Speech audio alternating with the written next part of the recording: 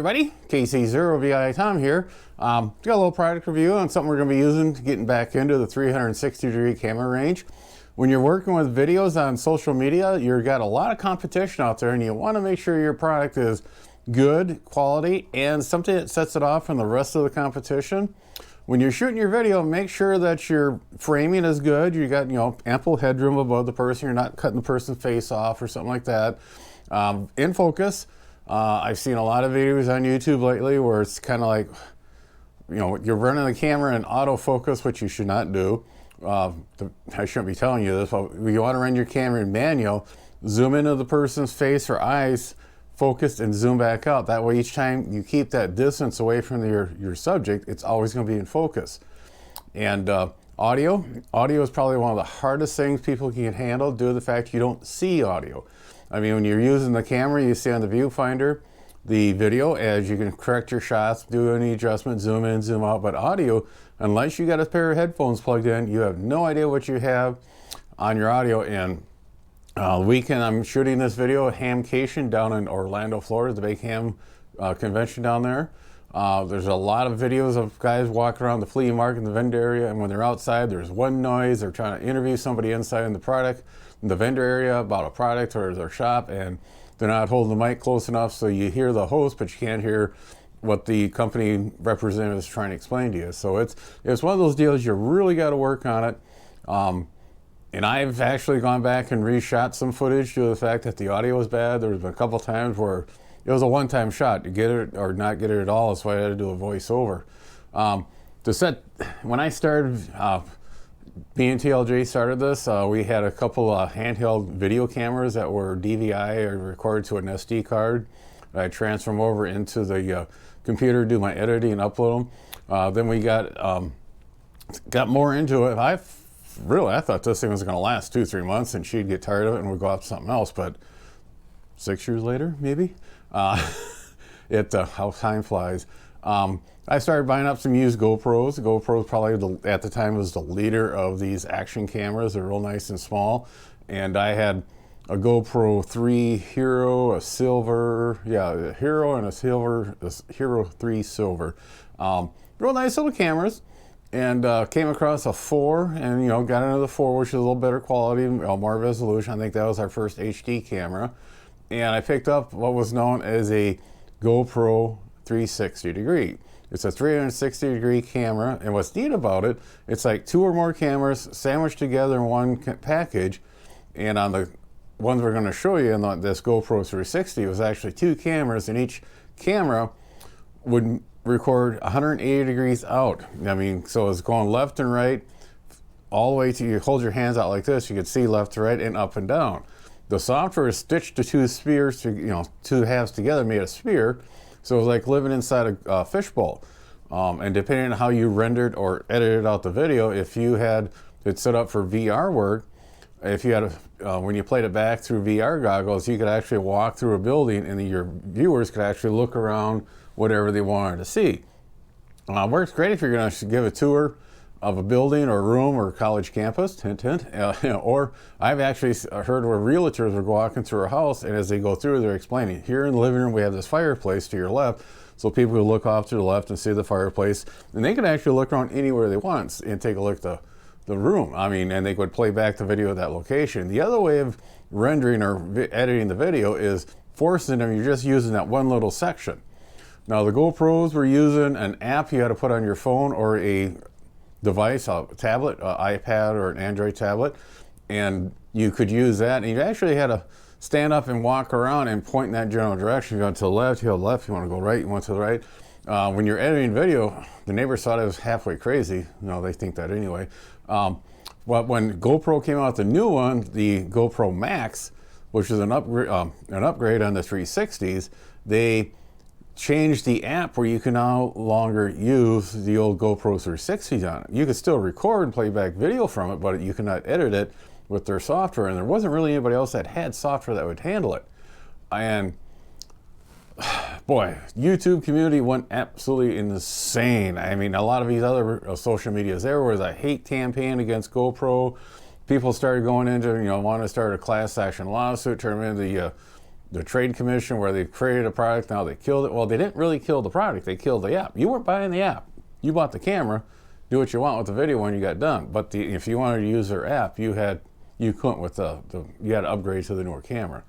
And my goodness, people are selling GoPros like mad on Marketplace, eBay, any used place you could think of.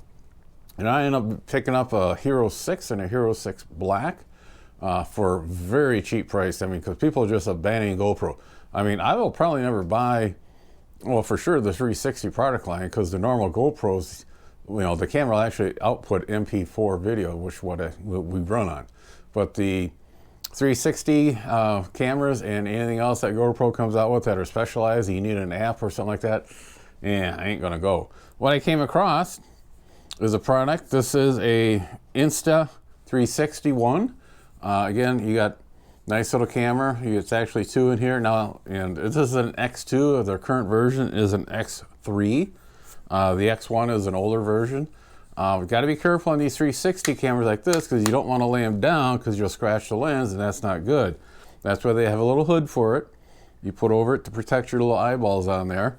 The other thing that they have is the old cage. I had one like this on my GoPro 360, cage protected, and this one's got a little slider, a little plastic, or it's not plastic, it's a urethane or kind of rubberized deal to protect the lenses.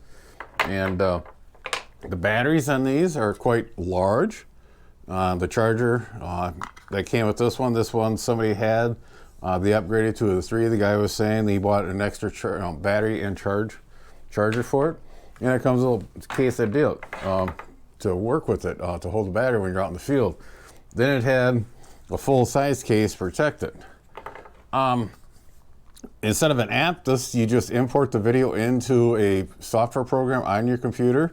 Once it's on the computer, you know, pretty much you're not going to get any updates if for some reason you decide not to support that product line, but you still have the basic things to work with the video when you go through and render it or do the final touches on editing. There's a lot of neat ideas that you could use something like this for, just to give your videos just that little different look. You'll see this used by a lot of people when they're out there hiking in the woods. You can do what they call a disappearing pole, because the way the camera shoots the 2 videos, you know, on either side, and the way it's stitched together from about this point on down to my hand is gone. I mean, it's just like you got a little robot or something floating along behind you doing your selfie. So let's go outside, shoot some video, and see what we can do. We'll start here at the end of George Street. We're going to be in what they call normal mode as we'll walk down the street here to the fence line. We're just using a small little section out of that full video sphere. As you can see on the edges, the tree branches are nice and straight. They're not curved or distorted. Good color contrast. Now the grass is kind of brownish. It is still early spring. This is what they call Tiny Planet. It's a real neat effect for intros and exit of video segments. But I don't think you'd want to use this for an entire video portion of whatever you're shooting, due to the fact that the edges are quite distorted and it's hard to see the inside of the actual planet where I'm walking. But there, like I said, there's a lot of other features that you can do with this. The more you play around with the software, the better you get. We'll combine these two. We'll start with the Tiny Planet, zoom out. As you can see, the selfie stick has disappeared as we zoom out into the full deal. We'll head down here to the fence line.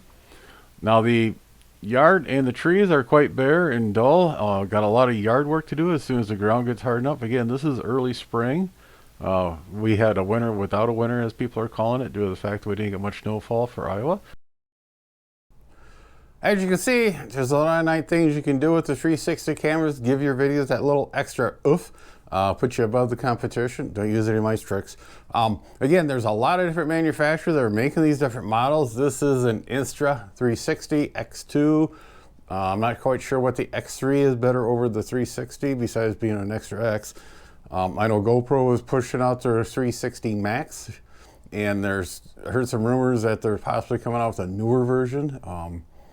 We'll see what happens. GoPro has lost a lot of their market share from that blunder about eliminating the original 360 from their app, along with some other problems they were having with GoPro cameras, heat problems on these. I mean, there's getting so much electronics in these smaller packages. And it's not just GoPro having troubles. There's a lot of other camera companies that they're overheating or the video is not working good. It's just something you got to be aware of.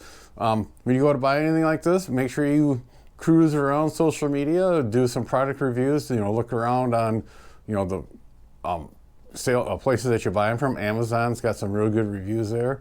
And again, on these reviews, treat it like Olympic scoring. You throw out the high, you throw out the low, and you take the average of the ones in the middle.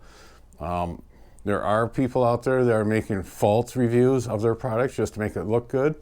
So don't think, just because you see 5 stars and you get something that's kind of, it was okay. The reason those could be false, or they could be somebody who's not quite sure what they're reviewing, or they're not knowing the whole feature. I can tell you, on this 360, I'm probably using maybe half of its ability. It's got a time lapse built in there. It's got some real good still photos in there. I'm not planning on using it. I'm just planning on using the 360 section. And for me, that works great. Take care, everybody. Have a nice spring. I'm getting ready to go camping. Be sure to tell your friends, neighbors, other hams. Subscribe, hit that bell to get notification when new videos come out. Add comments below. 7-3, everybody.